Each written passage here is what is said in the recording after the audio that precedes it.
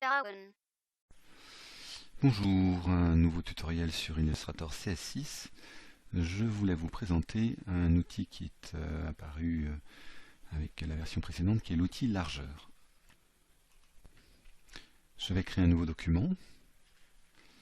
Je vais prendre une taille de document tout à fait standard.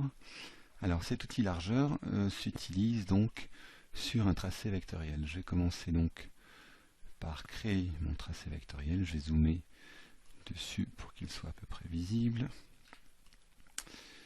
Voilà, je vais juste le mettre un petit peu en forme comme ça. Voilà, je vais juste le mettre un petit peu en forme.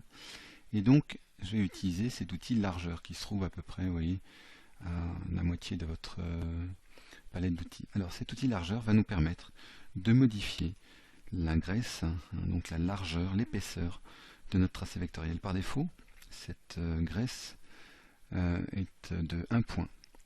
Avec donc mon outil largeur, je me mets à un endroit de mon tracé vectoriel et je fais un cliquer-glisser. Et vous voyez que j'ai modifié ici la largeur de mon tracé. Je peux modifier cette largeur en autant de points que je souhaite. Donc là, j'ai modifié aux endroits précis la largeur de mon trait. Si vous aviez par exemple à créer le tracé d'une rivière ou d'un fleuve, évidemment ces cours d'eau n'ont pas une largeur constante. Donc là, on a cette possibilité de modifier la largeur de notre trait. Toujours avec cet outil largeur, lorsque vous êtes en superposition, vous voyez, d'un point que vous avez déjà créé, d'une part, sur le tracé, il vous est possible de redéplacer ce point, et puis d'autre part, de remodifier sa largeur. Vous voyez que si je tire ici dessus, j'ai modifié cette largeur. Je vais rajouter un point ici. On va faire une espèce de raie.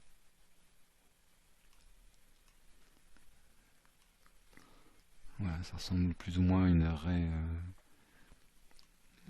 pastenague. Voilà. Donc je peux revenir autant de fois que nécessaire pour modifier cette largeur. Le tracé lui-même reste évidemment éditable. Si je sélectionne mon tracé avec mon outil de sélection directe, j'ai accès, vous voyez, au point d'ancrage, au poignet, donc je peux continuer de modifier ce tracé sans problème. La forme elle-même se remodifie en fonction de ce tracé vectoriel.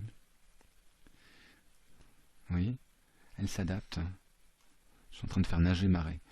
Donc elle s'adapte tout à fait à ce tracé vectoriel. Par ailleurs, je vais reprendre donc mon outil largeur. J'ai la possibilité également de remodifier ces points, de les supprimer également. Si je double-clique ici sur le point central, ça m'ouvre cette fenêtre de paramètres. Je peux même en modifier avec des valeurs entières. Je vais mettre 90 mm. Donc avec des valeurs entières, je peux donc remodifier, vous voyez, cette largeur. Et puis je peux également, si je le souhaite, supprimer ce point. Voilà. Alors je vais le recréer parce que la figure était assez jolie. Pour supprimer un point, vous pouvez également le sélectionner et avec la touche Supr de votre clavier, donc supprimer ce point. Je fais CTRL Z pour le récupérer. Dernière chose, je peux également modifier de façon asymétrique cette largeur. Avec la touche Alt enfoncée, je vais me saisir de ce point-là et vous voyez que je ne modifie que cette partie-là. Alors pour ceux qui ont lu Le Petit Prince, ils vont pouvoir répondre à cette question. À quoi ça ressemble? Et bien ça, c'est non pas un chapeau, c'est un serpent qui a gobé un éléphant. Voilà, je vous donne rendez-vous au prochain tutoriel. Au revoir.